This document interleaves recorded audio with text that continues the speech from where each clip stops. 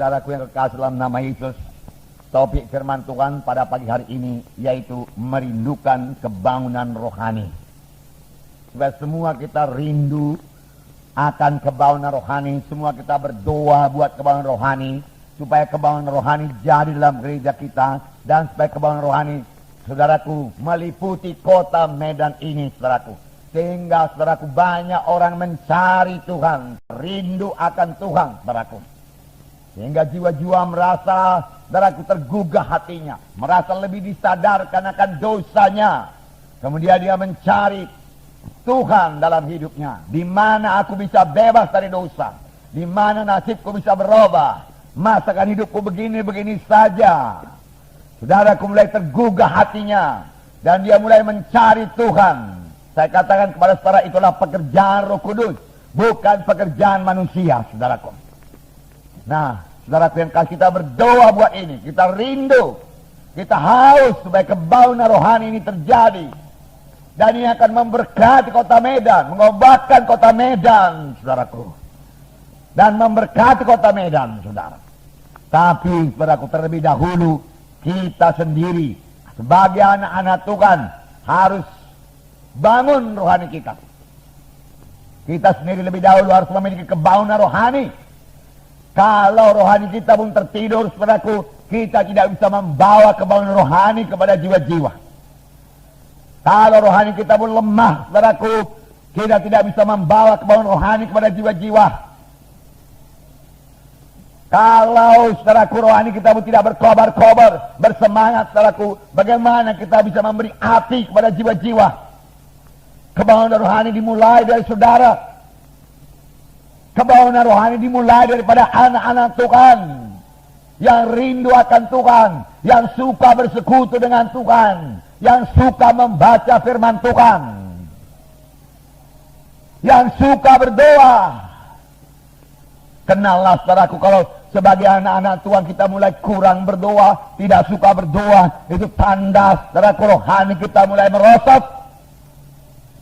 Sebagai anak-anak Tuhan, kalau kita mulai tidak suka baca firman Tuhan, marilah kita bertobat. Itu adalah makanan rohani bagi kita. Tiap-tiap hari kita harus membaca firman Tuhan.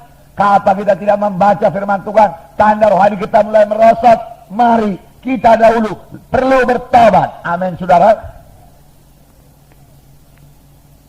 Tanda-tanda dalam rohani yang bangun, yaitu kita ini kemanapun tidak bisa diam. Saudaraku, maksud saya, saudaraku, kemana pun kita tidak bisa tutup mulut. Kita harus menceritakan kepada Yesus. Kita harus menceritakan Yesus pada jiwa-jiwa.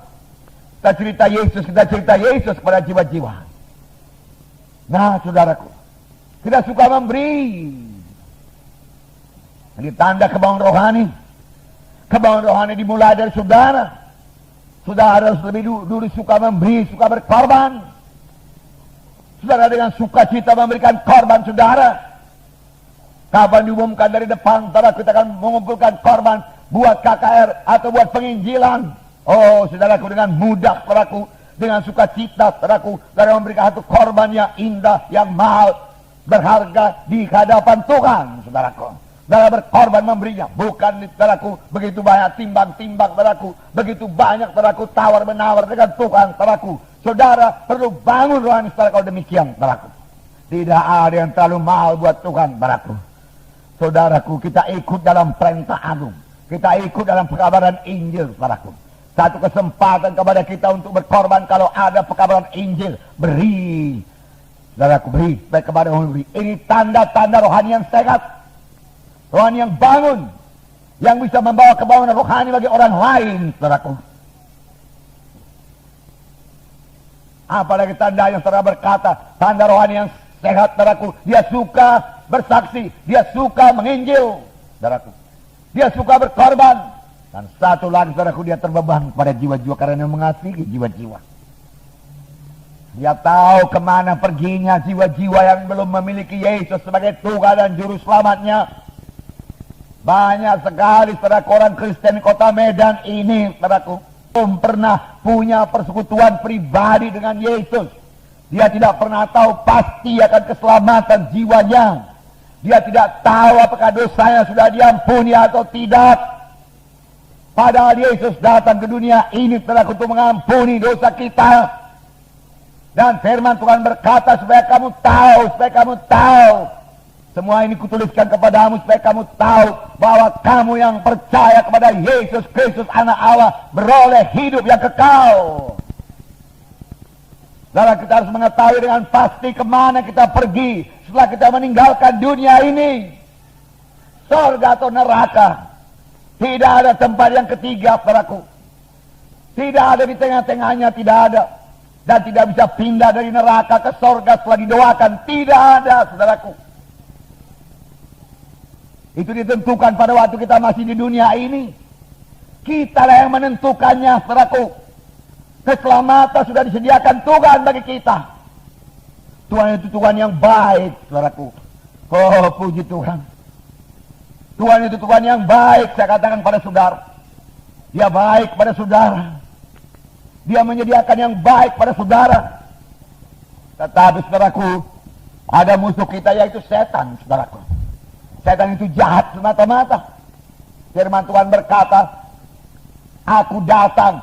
Tuhan Yesus berkata, aku datang supaya domba itu beroleh hidup. Bahkan beroleh dengan segala kelimpahan. Tuhan mengendaki hidup kita ini berkelimpahan.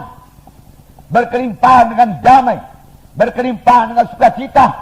Berkelimpahan dengan kesehatan. Berkelimpahan dengan berkat-berkat yang kita butuhkan dalam dunia ini. Sebab dia Tuhan yang baik. Saudaraku, kalau saudara belum memilikinya, miliki iman lebih dahulu. Jangan salahkan Tuhan karena kekurangan saudara. Jangan salahkan Tuhan karena penyakit saudara. Itu bukan daripada Tuhan, saudaraku. Itu daripada musuh kita. Karena Yohanes 10 ayat 10 itu lanjutannya. Tetapi pencuri datang. Tetapi setan iblis datang. Hanya untuk mencuri, membunuh, membinasakan. Betapa kontras ini, saudaraku. Pekerjaan Tuhan dan pekerjaan setan, saudaraku.